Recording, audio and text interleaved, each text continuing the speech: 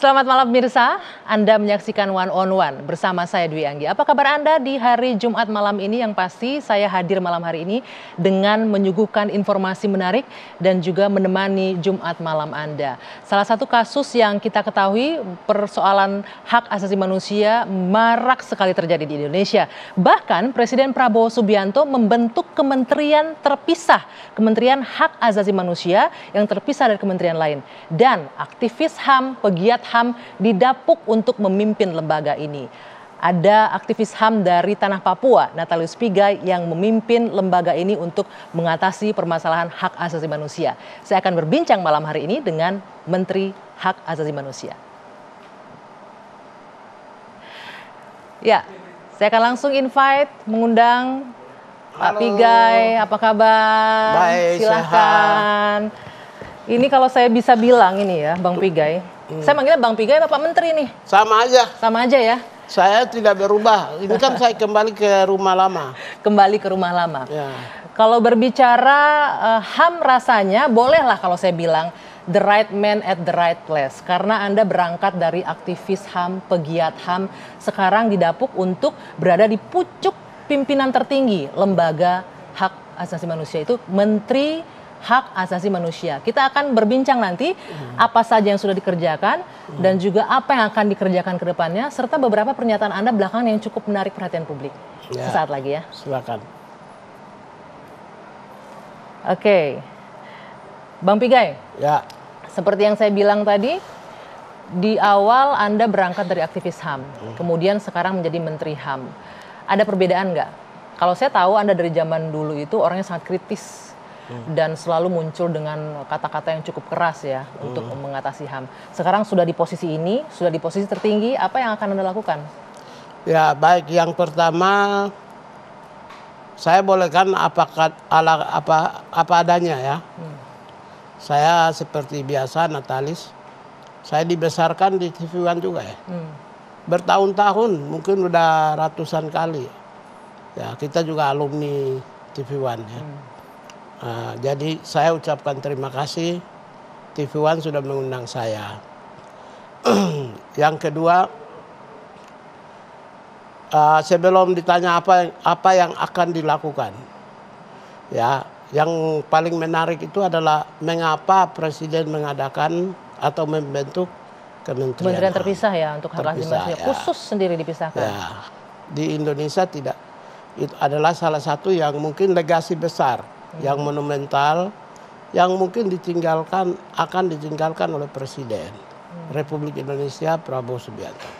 Kenapa? Karena Kementerian Hak Asasi Manusia adalah titik pusat peradaban, titik temu antara peradaban lokal, tradisional, nilai-nilai yang ada, yang baik itu berbasis agama maupun juga budaya, yang di dalam Pancasila, ketuhanan, kemanusiaan, persatuan, kemudian permusyawaratan, dan social justice, keadilan.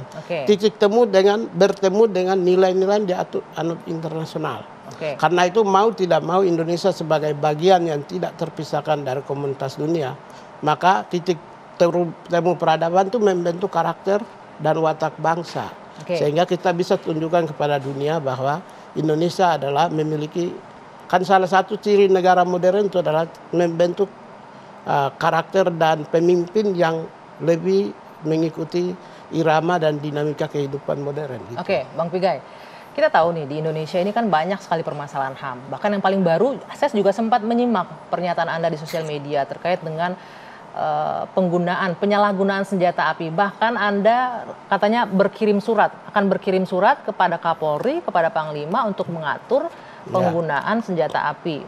Bagaimana, apa yang menurut Anda ini adalah bagian dari pelanggaran HAM juga nih dengan penyalahgunaan senjata? Satu itu. Yang kedua, suratnya udah jadi dikirim, ditulis kepada Kapolri dan Panglima? Ya, jadi begini, kalau kita lihat misalnya mengapa kita menyampaikan, sebenarnya kan mengungkapkan perasaan publik dan juga perasaan pemerintahan, bahwa pemerintah memiliki tanggung jawab untuk memastikan adanya perlindungan terhadap warga negara.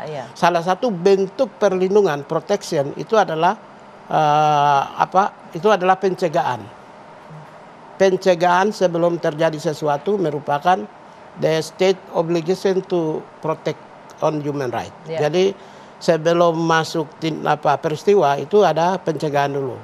Saya menjalankan prinsip pencegahan sesuai dengan amanat Undang-Undang Dasar 1945. Nah, prinsip pencegahannya seperti apa tuh Bang? Karena kita tahu kan ini prinsip pencegahan yang pernyataan saya itu adalah salah satu prinsip pencegahan. Pernyataan Anda itu ya kan saya pemerintah. Pemerintah memiliki state obligation to protect. Protect itu pencegahan. Ketika saya ungkapkan, menyampaikan tentang sebuah peristiwa yang berpotensi akan terjadinya terhilangnya right to life.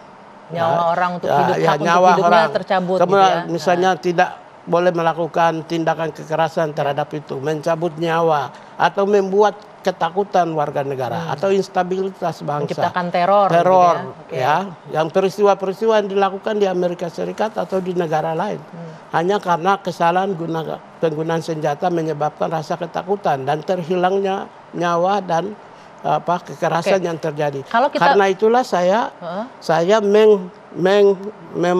membentengi jauh sebelum peristiwa itu terjadi. Itu satu. Yang kedua, saya mau sampaikan bahwa pemerintah sekarang sudah mencanangkan berbagai proyek-proyek prioritas nasional yang sifatnya populis untuk kepentingan rakyat. Makan siang gratis. Kemudian kita mau ingin mengembangkan usaha kegiatan-kegiatan berorientasi pada ketersediaan pangan dengan swasembada pangan, swasembada energi, hilirisasi, pendidikan, kesehatan, ekonomi. Semua itu akan lancar, akan berjalan baik kalau dalam suasana stabilitas nasional terjamin. Yang terjaga, yang aman. Maka saya punya tugas untuk membatasi jauh sebelum peristiwa terjadi. Membatasi sebelum peristiwa terjadi. Kalau kita lihat beberapa kasus yang ramai ini, Pak Menteri, penembakan baik itu oleh sipil sampai dengan oknum aparat itu kan terjadi. Kalau di oknum aparat, pengaturan penggunaan senjatanya akan seperti apa nantinya? Ya, begini. Kalau terjadi peristiwa yang melibatkan yang disebabkan karena kesalahan penggunaan senjata, itu kan dua. Siapa aktornya? Siapa sih aktor? Satu, state actors, aktor negara, yaitu aparat yang diberi kewenangan menurut undang-undang menggunakan senjata. Berarti kan aparat tentara, TNI. Yang kedua, Polri. Kemudian yang kedua, aparat orang-orang, aktor-aktor yang diizinkan oleh pihak yang berwenang untuk menggunakan senjata, yaitu sipil, kelompok sipil. Nah, kesalahan di sini di mana? Yang salahnya di mana? Kita hanya mengungkapkan bahwa ada kesalahan ketika penggunaan senjata menyebabkan adanya peristiwa kematian terhadap orang lain, penembakan di publik, di area-area publik. Kalau kita mau ingin aturan penggunaan senjata di Perserikatan Bangsa-Bangsa lebih strict loh. Tapi kan kita tidak boleh ngomong standar internasional. Kita pakai standar nasional aja Indonesia. Bahwa standar nasional itu adalah kita meminta mereka evaluasi, kontrol, penggunaan perizinan. Bentuk evaluasinya seperti apa tuh Bang bisa dilakukan? Bentuk evaluasi kami dengan pemerintah, TNI Polri itu kan bagian dari rumpun eksekutif. Karena itu bentuk keterlibatan kami di dalam ikut menyusun untuk evaluasi kembali, ya itu adalah salah satu bentuk yang kita akan masuk. Tapi cara dan bagaimana bentuk, itu saya bukan orang di luar pemerintah. Karena itu tidak mungkin saya bisa menyampaikan apa bentuk evaluasi yang akan dilakukan. Tapi rencana berkirim surat sudah dilakukan? Surat sudah. Sudah direspon juga nggak oleh baik itu Kapolri ataupun Panglima? Namanya juga. Apa Bang, kalau boleh tahu yang diisi dalam suratnya Bang Piga itu apa? Yang lebih ditekankan apa? Kita menyampaikan yang pertama adalah standar. Yang pertama adalah adanya kesalahan penggunaan senjata, peristiwa-peristiwa ini menyebabkan kami memaknai sebagai penyalahgunaan penggunaan senjata yang menyebabkan adanya peristiwa kematian atau kekerasan terhadap atau membuat ketakutan dan menciptakan instabilitas nasional. Yang kedua, kita menyampaikan ada dasar-dasar hukum yang memayungi adanya kepastian stabilitas nasional. Yang ketiga, kami meminta untuk melihat kembali apakah prosedur dan penggunaan senjata itu sesuai standar atau tidak. Lalu yang keempat, perizinan penggunaan senjata. Sebentar, untuk yang tadi, dasar hukum kan sebenarnya sudah ada kan untuk penggunaan senjata itu? Ya gini, prosedur dasar hukumnya ada, tapi bisa saja ada dasar hukum yang mungkin ada yang kekurangan, ada yang kurang, sehingga harus diperbaiki. Kan tidak semua sempurna. Yang terakhir itu adalah kami meminta proses pengujian kompetensi, knowledge-nya gimana. Ya, kemampuan pengetahuannya. Yang kedua, skills penggunaan senjata. Lalu yang ketiga, moral, mental dan moral. Kalaupun juga dia memiliki kemampuan pengetahuan yang luas dalam penggunaan senjata, oke. Skills, oke. Tapi moral dan mentalnya itu juga akan bisa menyebabkan penyalahgunaan dalam tidak sesuai dengan yang diperuntukannya gitu. Oke. Dari kacamata hak asasi manusia, penyalahgunaan senjata tadi Anda menyebutkan merenggut hak hidup orang ya. Di Indonesia kondisi ini sebenarnya menurut Anda kalau by data mulai dari Anda aktivis pegiat HAM itu cukup banyak nggak terjadi? Sebenarnya gini, kalau jujur ya, kalau jujur sebenarnya peristiwa-peristiwa yang menyebabkan pelanggaran yang disebabkan karena senjata itu secara kuantitatif kecil. Oh, kecil justru? Dibandingkan juga sebuah pelanggaran ekonomi sosial budaya atau tindakan administrasi oleh pelayan pemerintah atau misalnya sebuah proses peradilan yang injustice, unfair trial. Kalau dihitung secara kuantitatif, yang penyalahgunaan senjata yang menyebabkan peristiwa kekerasan itu angka statistiknya kecil.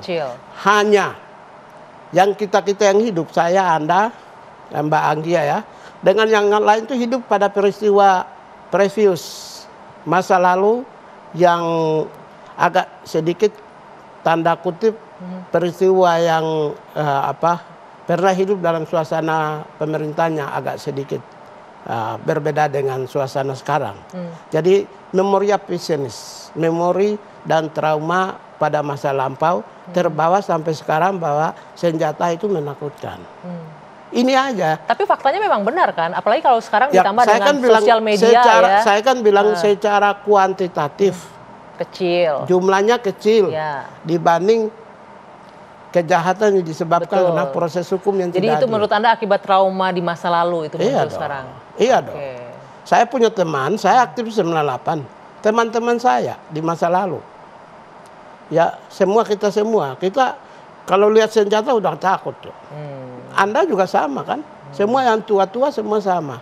Karena itu tidak salah. Tua kita belum tua lah. Iya makanya. Karena itu sudah memori kita itu pelanggaran sipil dan politik itu lebih banyak daripada ekonomi sosial budaya. Padahal secara kuantitatif ekonomi sosial budaya lebih banyak pelanggarannya daripada sipil dan politik. Selain soal dan media maunya muat yang sipil dan politik dibanding tidak menarik yang ekonomi sosial budaya. Menurut Anda seperti itu ya? Benar, lebih seksi berita lebih seksi. Bang Pigai, selain menyoroti soal penyalahgunaan senjata api, saya juga menyimak nih pernyataan Anda di sosial media terkait dengan penerapan hukuman untuk koruptor nggak setimpal, sampai bahas soal judi online juga lain-lain. Ini kayaknya Kementerian Hak Asasi Manusia menyoroti banyak hal nih. Kita akan bahas nanti yang itu, tapi kita jeda dulu sejenak. One on One akan kembali sesaat lagi. Ya, ini yang kita saksikan baru saja, ini pernyataannya Pak Presiden. Sampai Presiden itu menyebutkan ini ngerampok triliunan tapi hukumannya ini disorotin juga oleh Presiden, Pak Menteri. Saya juga ngikutin, Anda juga menyampaikan statement yang sama kalau tidak salah ya, terkait dengan hukuman terhadap koruptor yang lagi ramai kemarin, Harvey Muiz. Divonis 6,5 tahun, merugikan negara 300 triliun. Sampai se-concern itu. Ya kan. Apa yang buat Anda berat hati ini nggak adil kah? Anda menangkap apa dari masyarakat? Jadi gini, Bapak Presiden itu menangkap semacam ada perasaan di publik atas bahwa proses hukum ini menimbulkan adanya ketidakadilan. Ya, rasa keadilan publik tercederai di sini. Rasa keadilan publik tercederai. Oleh karena itulah sebenarnya prinsip dan konsistensi Pak Prabowo sebagai presiden dari awal sudah menyatakan bahwa tidak ada toleransi bagi para mereka yang mengambil uang rakyat secara tidak sah, ya, yaitu mereka yang koruptor. Tidak ada toleransi. Hukuman harus setimpal dengan perbuatannya. Betul. Oleh karena itulah, saya sebagai stafnya, pembantunya, harus menerjemahkan irama dan integritas dan konsistensi presiden di dalam memberantas kejahatan korupsi di Republik Indonesia. Bahkan saya kan bidang hak asasi manusia. Korupsi itu salah satu tindakan spesifik crime. Spesifik crime yang dimaksud itu adalah pelanggaran hak asasi. Termasuk juga pelanggaran hak asasi. Boleh. Korupsi ini. Korupsi menyebabkan apa? Korupsi itu menyebabkan banyak orang menganggur, terutama yang terkait dengan kemiskinan, kebodohan, ketertinggalan, berbagai aspek memang terhenti. Hak orang untuk mendapat pendidikan jadi terhambat, mendapatkan akses pekerjaan jadi terhambat. Iya. Di situ pelanggaran haknya menurut Anda. Sudah. Jadi secara tidak langsung menyebabkan pelanggaran-pelanggaran di bidang ekonomi, sosial, dan budaya. Oleh karena itulah sebagai staf, saya menyatakan staf dari presiden, saya menerjemahkan pikiran dan perasaannya, kegelisahan presiden. Kegelisahan presiden? Bahwa ingat, kegelisahan presiden, pemerintah itu tetap dalam koridor penghormatan terhadap proses hukum yang berlangsung. Nah, ini yang saya mau tanya. Ini betul, Bang Pigai. Tidak bisa diintervensi. Ya, sebentar, Bang Pigai. Ini yang mau saya tanya nih. Tadi kan presiden menangkap ini kegelisahan presiden. Tapi banyak juga yang berkomentar bahwa jangan sampai nih melewati batas intervensi hukum jatuhnya kan ini intervensi putusan hakim gitu kan. Ada juga yang beranggapan seperti itu. Kan saya sudah menyatakan bahwa apa yang keputusan hakim merupakan independen. Sudah, kita menghormati dong. Tapi bahwa kami punya jaksa. Bandinglah dengan kami punya kewenangan otoritas. Jaksa memiliki independensi. Jaksa adalah rumpun eksekutif. Dia punya kewenangan menggunakan kewenangan menurut undang-undang untuk melakukan banding. Supaya apa? Kok sekarang pemerintah sekarang kok bersama rakyat? Apa yang salah? Bukan bentuk intervensi ya, ini lebih menangkap keresahan dan kegelisahan masyarakat terhadap kita sudah bilang jelas 100%. Pemerintah menghormati keputusan hakim. Hakim sudah, kami tahu integritasnya, kami tahu profesionalismenya, kami tahu transparansi, objektif, imparsialitas hakim, kami tahu sudah pasti 100. Tapi kan kami punya instrumen, kejaksaan, boleh dong. Kewenangan otoritas ada pada kami, mereka melakukan kewenangan kejaksaan untuk melakukan banding. Bang Pigai, tadi Anda bilang tahu kapasitas hakim, tahu track recordnya, tahu integritas hakim. Tapi di satu sisi kan wajar rasanya jika publik akhirnya merasa ada kecurigaan kan, ini kok vonisnya terlalu jauh nih dari tuntutan. Ya kan itu yang kita ungkapkan. Kita ungkapkan. Persoalan setelah jaksa banding, kemudian nanti menghasilkan proses peradilan di keputusan terakhir yang sifatnya banding, mengikat, menghasilkan sebuah proses hukum seperti apa. Tidak masalah. Namanya juga itu criminal justice system. Criminal justice system ada yang menuduh, ada yang mempertahankan tuduhan, ada yang menilai. Nanti di titik terakhir, kemudian menghasilkan itu ya warga negara harus terima. Tapi bahwa ini dalam rangka proses perjuangan ini mencari keadilan, kita juga ikut harus menghormati juga proses kita itu ya. Juga. Ya. Nah, Bang Pigai, kalau Anda sebagai individu, sebagai personal dan juga sebagai Menteri Hak Asasi Manusia, bagaimana sih sebenarnya hukuman yang pantas untuk koruptor ini? Tadi Anda menyebutkan ini bagian koruptor, tindakan koruptor termasuk pelanggaran HAM. Apa hukuman yang pantas untuk koruptor yang bisa menimbulkan efek jera karena sudah melakukan? Kalau menurut saya hukuman pantas itu adalah yang tertulis menurut undang-undang. Hukuman yang tertulis menurut undang-undang KUHP. Yang tertulis menurut undang-undang sesuai dengan perbuatan. Setimpal dengan perbuatan, itu hukuman yang pantas. Hukuman yang di luar dari hukuman itu adalah misalnya ultimum. Ultimum itu sudah melampaui di luar itu. Ya, proses ultimum kan misalnya kan Anda mungkin menginginkan sesuatu yang lebih dari hukuman itu. Tapi kalau menurut saya hukuman yang pantas itu adalah hukuman yang sesuai dengan aturan. Berbicara soal undang-undang yang juga lagi diperjuangkan oleh para civil society juga adalah undang-undang perampasan aset. Kita tahu ini undang-undang keluar masuk terus nih Bang, keluar masuk prolegnas tapi nggak jalan-jalan dari 2020 saya kalau nggak salah, itu diproses tapi nggak juga diketuk. Sejauh mana keyakinan Bang Pigai di pemerintahan Pak Prabowo ini itu undang-undang bakal lancar itu disahkan? Ya, pemerintah presiden ini kan ada yang memegang kekuasaan dan otoritas itu adalah imperium dominium, itu ada di DPR. Oke. Nah, yang berhak menghasilkan undang-undang itu adalah keputusannya ada DPR. Di DPR itu siapa yang mengendalikan? Kan pemerintah tidak mungkin masuk. Partai politik semua kan di dalam itu. Berarti kan ketua umum partai politik. Tapi kan ketua umum partai politik juga ada sebagian yang koalisi pendukung pemerintah. Nah, itu yang tidak boleh. Tidak boleh apa? Selalu simplifikasi. Karena ketua umum partai politik ada di pemerintah, lantas presiden bisa mengendalikan. Itu salah. Presiden menghargai independensi partai politik. Bahwa ada kader-kadernya di dalam pemerintahan, itulah yang dikendalikan oleh presiden. Di luar itu ya silakan di DPR, legislatif yang memutuskan. Mana presiden pernah intervensi dalam politik? Coba pemilihan ketua-ketua umum partai, nggak pernah. Karena itu keputusan ketua umum partai politik adalah independen, yang tidak mungkin dimasuki intervensi oleh presiden. Sekalipun anggota partai politiknya masuk kabinet. Nah, ketika masuk kabinet dalam pengelolaan pemerintahannya, presiden sebagai pimpinan dan kepala pemerintahan. Kalau gitu pertanyaan diganti. Bagaimana?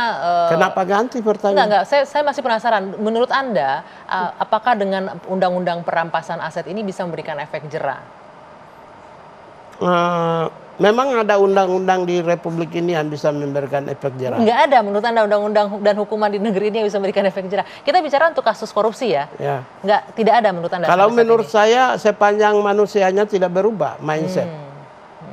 Jadi otak kriminal, otak perampok tidak berubah. Karakter moral dan mental. Dirinya, individunya. Jadi PR-nya sekarang di manusianya dong. Mindset. Makanya kami Kementerian HAM melakukan mainstreaming, transformasi HAM, transformasi pikiran. Dari kalau masa lalu yang agak sedikit berbeda, tidak mampu menghormati orang, merampok dan merampas hak orang, merampok dan merampas properti orang. Bagaimana berubah, menghargai bahwa itu hak, kamu itu milik orang lain dan milik pribadi. Nah, itu kita sudah mulai melakukan perubahan-perubahan, baik di instansi pemerintah, instansi non pemerintah, baik itu vertikal maupun horizontal, dan juga kepada masyarakat. Kalau gitu Pak Menteri, ada nggak jaminan yang bisa Anda berikan di kementerian Anda praktek korupsi ini nggak akan terjadi? Apa yang akan dilakukan untuk memonitor dan mengawasi itu? Pertanyaannya menarik. Sayangnya saya bukan ketua KPK, bukan. Enggak, kita nggak bicara dari luar, dari internal Kementerian Hak Asasi Manusia. Apa yang akan dilakukan untuk menjamin bahwa ini anak buah saya, tim saya nggak boleh nih ada yang terlibat kasus korupsi gitu. Oh, saya sudah lakukan pertama ketika saya masuk. Saya sudah instruksikan, tertulis ya, instruksinya ada, boleh saya kasih. Menginstruksikan seluruh jajaran saya untuk tidak boleh judi online. Yang kedua, saya bikin pelantikan pejabat di kantor saya. Ada 2 fakta integritas. Apa saja? 1 fakta integritas dengan saya pribadi.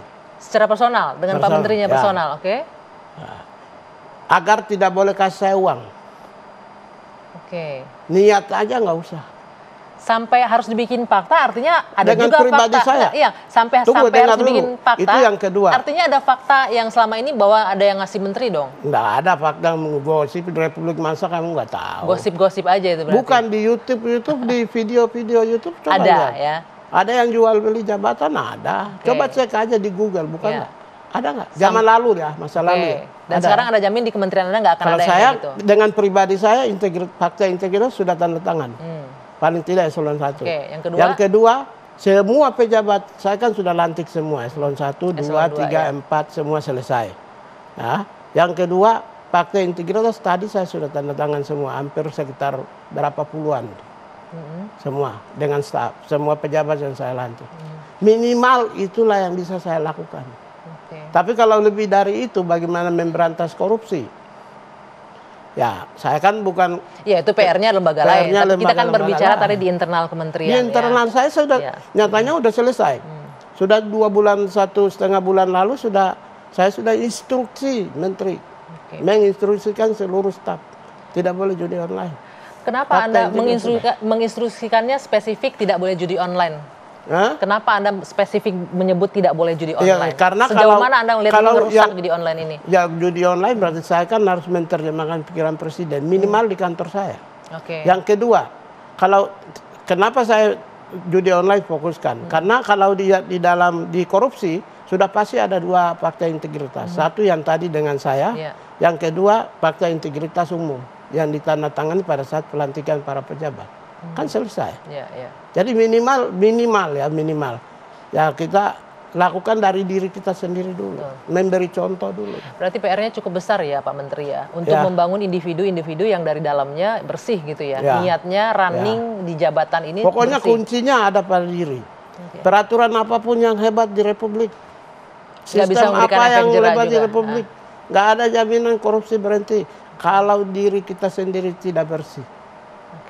Atau yang paling ekstrim, kita meniru di Cina yang korupsi langsung. Oh, nggak boleh, melanggar HAM. Melanggar HAM ya. Melanggar HAM. Tetap harus ada hak hidup orang, walaupun terpidana sekalipun, tersangka pelaku kejahatan sekalipun, tetap harus ada haknya untuk hidup. Kalau diri kita tidak bersih, nggak bisa. Kita tetap begini. Boleh nggak setiap individu itu menyatakan bahwa saya harus menjadi lilin di tengah lorong kegelapan? Wah, quote of the day, menjadi lilin di tengah kegelapan. Di tengah lorong kegelapan. Boleh nggak? Kita mengucapkan sendiri bahwa saya akan menjadi lilin di tengah lorong kegelapan. Kalau saya di kantor saya sudah. Boleh cek sekarang ini, kirim anak buah, cek ruangan saya. Datang kosong, pulang kosong. Natalius Pigai 2024. Ada itu di situ. Saya sudah benar saya tempelkan di dinding utama. Datang kosong, pulang kosong. Artinya datang nggak boleh nerima apa-apa, pulang juga nggak nerima apa-apa gitu ya. Ada itu, boleh cek. Suruh anak buah pergi cek di kantor saya. Tapi di dalam ruang rapat saya nulis bahwa di sini boleh menyinggung, dilarang tersinggung. Gimana caranya? Boleh berdebat, tapi nggak boleh baper gitu ya. Baper. Boleh berdebat tapi nggak boleh baper. Tapi itu saya tempelkan di ruang rapat. Setiap ruang rapat boleh menyinggung, dilarang tersinggung. Setiap ruang kerja pejabat, terutama di ruang saya, itu datang kosong, pulang kosong. Emangnya ada yang berani mendebat Pak Menteri sekarang di kantor? Di kantor emang ada yang berani ngedebat menterinya? Aduh, jangankan itu. Ada? Waduh, memang Pigai tidak boleh diperdebatkan. Jadi sangat egaliter ya, terbuka untuk diskusi. Masa dia nggak tahu saya. Kalau tidak berdebat, itu kita pusing kita. Sehingga kita menciptakan sebuah perdebatan. Misalnya mencari sesuatu yang perdebatan yang konstruktif ya tentunya ya. Iya dong, itu boleh dong. Bang Pigai, ini memang menteri itu apa sih? Menteri itu pelayan. Seorang pelayan harus mencari titik temu untuk menemukan solusi yang tepat. Ya, menteri dengan staf kan berbedanya cuma 2. Satu, ya saya jabatan menteri tanda tangan. Yang kedua gaji saya lebih besar. Lebih dari itu adalah kita semua pejabat. Sama. Bang Pigai, ini ada beberapa poin yang menarik yang sudah kita bahas tadi soal judi online, hukuman koruptor, kemudian tadi soal senjata api. Yang juga menarik pernyataan dari Pak Menteri adalah mengenai napi untuk diberikan pendidikan HAM. Seperti apa itu? Nanti kita akan bahas ya lebih dalam. Usai jeda saat lagi, tetaplah di One on One bersama saya Dwi Anggia. Anda kembali di One on One bersama saya Dwi Anggia. Pemirsa, kita masih bersama Menteri Hak Asasi Manusia, Bung Natalius Pigai. Bang Pigai, satu juga yang sedang ramai sekarang, saya baca Anda merencanakan akan memberikan amnesti bagi 44.000 narapidana. Ya, benar ya? Ini sudah sampai mana tahapnya dan kenapa sampai harus memberikan amnesti untuk ke 44.000 pidana? Apa alasan kuatnya? Prabowo sebagai Presiden Republik Indonesia berjanji kepada rakyat Indonesia dengan menempatkan hak asasi manusia di nomor 1 asta cita. Nomor 1 itu memayungi semua, nomor 2, 3, 4, 5, 6, 7, 8. Karena HAM adalah nomor 1. Kemudian mewujud nyatakan dengan pembentukan Kementerian Hak Asasi Manusia. Dipisah sendiri lagi nih kementeriannya ya. Maka di sini Prabowo harus mewujudkan tindakan. Salah satu tindakan implementasinya adalah dengan memberi amnesti kepada para narapidana yang tidak berpotensi membahayakan plus korupsi. Jadi untuk pelaku pidana korupsi tidak dapat amnesti? Ya, yang tidak berpotensi membahayakan plus korupsi. Jadi kategorinya apa aja nih narapidana yang dapat amnesti ini? Yang pertama misalnya, ya yang pertama mereka yang selama ini ditahan karena hate speech. Undang-undang ITE, penghinaan kepada pemerintah atau pejabat negara. Itu akan diberikan amnesti? Iya dong. Iya dong. Yang ketiga, misalnya mereka yang narapidana politik. Terkait kebebasan berpendapat. Ya, dengan berbagai tuduhan atau perbuatannya. Kemudian yang berikut, misalnya mereka yang kelompok rentan, sakit permanen. Kemudian mereka yang misalnya pasti dipertimbangkan yang perempuan dan anak-anak yang perlu diberi amnesti. Kemudian yang terakhir itu adalah narkotika tapi yang perlu diberikan rehabilitasi, misalnya di bawah gram-gram aja ya, di bawah sekian gram, bukan untuk bandar, bukan untuk pengedar. Tolong dicatat ini, jangan sampai salah tangkap ini Bang, jangan sampai salah paham pesannya. Untuk narkoba, penyalahguna narkoba di bawah berat tertentu ya ukurannya ya. Ya pengguna. Bukan bandar, hanya pengguna. Bukan, nggak mungkin lah. Bandar distributor nggak mungkin. Pertimbangannya kenapa Bang? Ini menarik nih untuk yang melakukan pelanggaran seperti hate speech, kebebasan berpendapat, napi politik. Pertimbangannya apa untuk memberikan amnesti kepada mereka? Ya gini, yang pertama hukuman sekarang kan sudah melakukan perubahan, transformasi. Dulu itu retributive justice. Retributive justice itu dihukum sesuai perbuatannya. Sekarang adalah restorative justice. Ya, restoratif justice itu bagaimana orang-orang yang dihukum diberikan hukuman agar supaya dia menjadi orang yang baik. Maka mereka ditempatkan di satu ruang khusus atau tempat khusus yang namanya lembaga pemasyarakatan. Pemasyarakatan itu adalah integrasi sosial. Kemudian mereka disebut sebagai warga binaan. Dibina itu adalah bagaimana restorasi dari mindset bagian kriminal. Dari restoratif justice itu di situ. Mindset kriminal menjadi manusia yang lebih berguna. Oleh karena itulah semangat perbaikan dan perubahan hukuman dari retributif hukum pembalasan menuju ke restoratif justice. Maka dilakukan salah satunya adalah memberi amnesti itu. Prosedurnya seperti apa dan efektifnya akan diberlakukan? Ya, prosedur dan efektifnya sedang dirumuskan di Kementerian Hukum, kemudian Imigrasi, Lapas, Hak Asasi Manusia di bawah koordinasi Menko. Karena itu prosedurnya sudah pasti disampaikan kepada DPR, tapi secara teknis dan detailnya saya tidak bisa sampaikan. Nggak apa-apa. Ini Bang, satu lagi yang juga menarik adalah memberikan pendidikan HAM untuk narapidana. Apa menurut Anda urgensinya memberikan pendidikan HAM kepada mereka? Ya, sekarang pertanyaannya, mereka menjadi narapidana karena apa? Perbuatan apa? Pelanggaran hukum di situ. Ya, pelanggaran hukum apa? Satu, membunuh orang. Yang kedua, menyiksa orang. Yang kedua, menyiksa orang. Yang ketiga, merampok kekayaan orang. Yang keempat, melakukan penghinaan terhadap kehormatan orang. Itu kan mindset yang agak sedikit lebih mindset kriminal. Karena itu kita harus menyampaikan bahwa semua perbuatan itu bertentangan dengan HAM.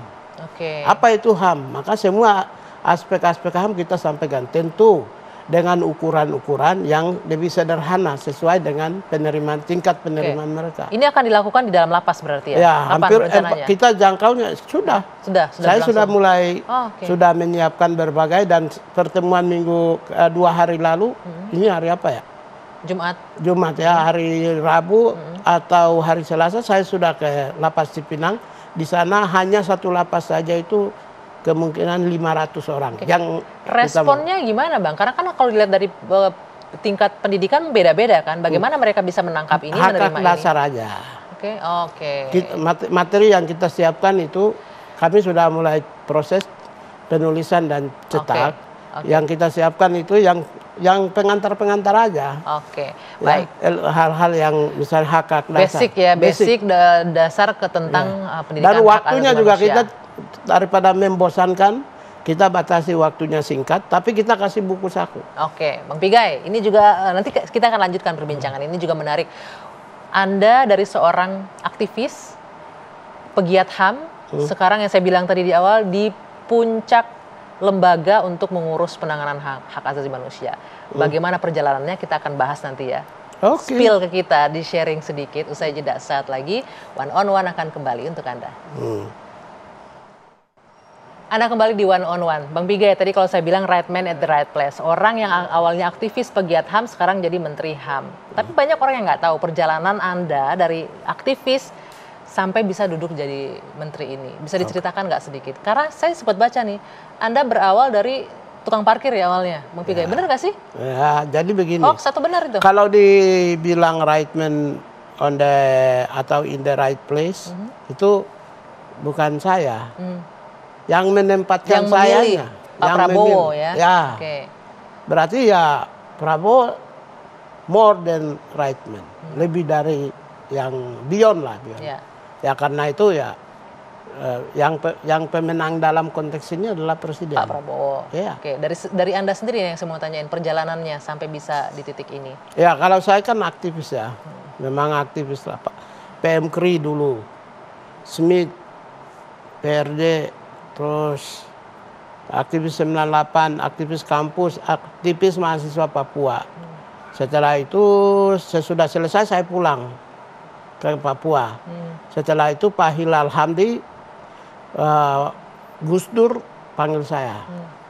Setelah itu panggil saya dijadiin staf di situ, tapi kan namanya dijadiin staf, tapi administrasi kan membutuhkan waktu lama. Selama membutuhkan waktu lama kan saya nggak punya makan minum.